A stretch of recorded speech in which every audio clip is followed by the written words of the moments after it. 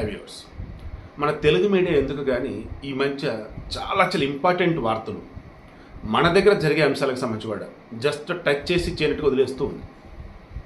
ఇది ఎంత పెద్ద బ్రేకింగ్ న్యూస్ అంటే ఆల్మోస్ట్ ఇంకా సినిమా కూడా సరిపోదు, అటువంటి ఘోరమైన మోసం ఇది.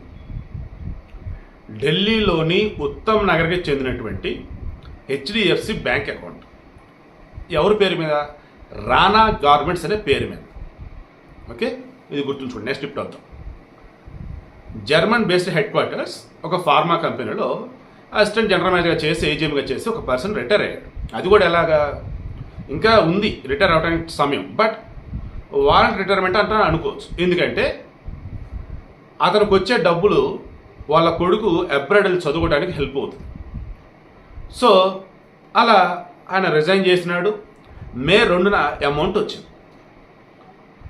మే 17న వాళ్ళ అబ్బాయికి వీసా ఇంటర్వ్యూ ఉంది. మే 14న ఇతనికి ఒక కాల్ వచ్చింది. ఈ కాలులో ఏకంగా స్కైప్ కాలు.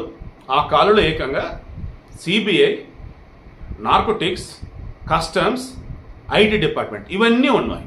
అందరు కాల్లో ఉన్నారు, వీడియో కాల్. దెన్ ఇతను భయం వేసింది, అసలు ఏం అర్థం కాదు. అప్పుడు ఏమైంది తెలుసా? సిబిఐ వాళ్ళు ఏకంగా ఒక ఎఫ్ఐఆర్ ఫైల్ చేసినట్టుగా ఎఫ్ఐఆర్ చూపించారు. అండ్ ఆయనతో మాట్లాడుతున్న పోలీస్ ఆఫీసర్ అంటే ఇదిగో మా ఐడి కార్డులు చూపించారు. ఏంటండి అసలు ఏమైందండి? Then your so and so, నీ మీద భయంకరమైనటువంటి ఒక ఫ్రాడ్ బయటకు వచ్చింది.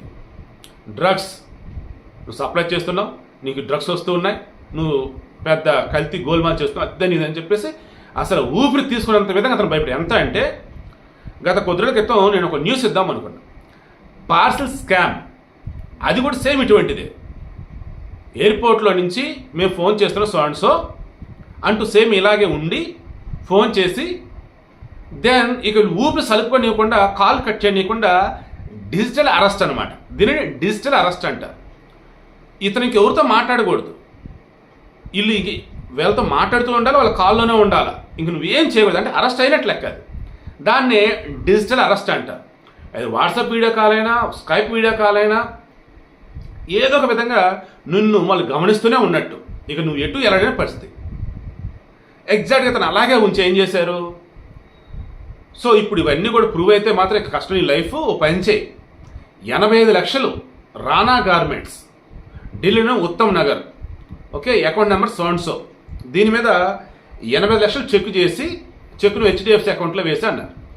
దెన్ వైజాగ్ ఉన్నటువంటి ఇతను నియర్ బై ఉన్నటువంటి హెచ్డిఎఫ్సి దగ్గరికి వెళ్ళిపోయి ఆ చెక్ డిపాజిట్ చేశారు. అప్పుడు కూడా అతనితో కాల్లోనే ఉన్నారు వాళ్ళు. అంటే అతను డిజిటల్ అరెస్ట్ చేసేసారు. అంటే ఆ రకంగా భయపెట్టేశారు అతను. ఐడి కార్డులు, ఎఫ్ఐఆర్లు ఇవన్నీ చూశారు కదా పాపం, అవి డూప్లికేట్, అసలు నాకే సంబంధం ఏంటంటే ఇవి కూడా రానివ్వాల. అండ్ ఫార్మాలో ఇంటర్నేషనల్ కంపెనీలో చేస్తున్నాడు, దట్టు ఏజెంట్ పొజిషన్లో చేస్తున్నప్పుడు కొంచెం ఆలోచించాలి. సైబర్ ఫ్రాడ్లు ఈ మధ్య ఎలా జరుగుతుంది ఏంటని పాపం భయపడిపోయాడు.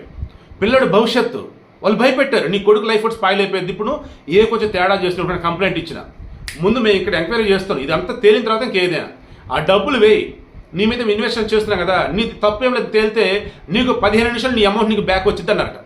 ఎంత అమాయకంగా ఎలా అండి నాకు అర్థం కాదు. నువ్వు అమౌంట్ వేరే వాళ్ళకి ఇవ్వటం ఏంటి, వాళ్ళు పోలీసులు ఇన్వెస్టిగేషన్ వాళ్ళు ఏంటి చూసుకొని నీ తప్పేం లేదు, నీ డబ్బులు రిటర్న్ ఇవ్వటం ఏంటి అసలు?